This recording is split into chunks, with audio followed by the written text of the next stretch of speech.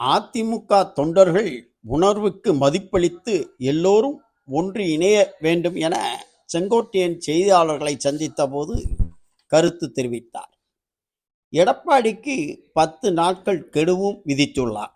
இந்த சூழ்நிலையில் எடப்பாடி பழனிசாமி பத்திரிகையாளர்களை சந்தித்த போது செங்கோட்டையன் பேசிய கருத்துக்கு பதில் சொல்லாமல் பச்சை பொய், செங்கோட்டையன் உட்பட 6 பேர் சேர்ந்து எல்லோரையும் ஒருங்கிணைக்க வேண்டுகோள் விடுத்ததாக கூறிய கருத்துக்கு பச்சை பொய் என்று கருத்து தெரிவித்துள்ளார். தேனியில் சுற்றுப்பயணம் செய்த பழனிசாமிக்கு அதிமுக தொண்டர்கள், பெண்கள் எல்லோரையும் ஒருங்கிணைங்கள் வேண்டும் என கோஷமிட்டு வேனை மறித்தனர்.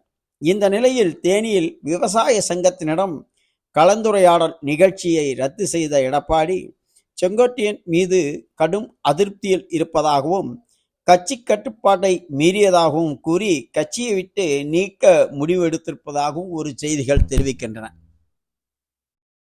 இருக்கிறார்களோ ஒருங்கிணைந்து செயல்படுத்துவதற்கு நாங்கள் அனைவரும் தயாராக இருக்கிறோம்.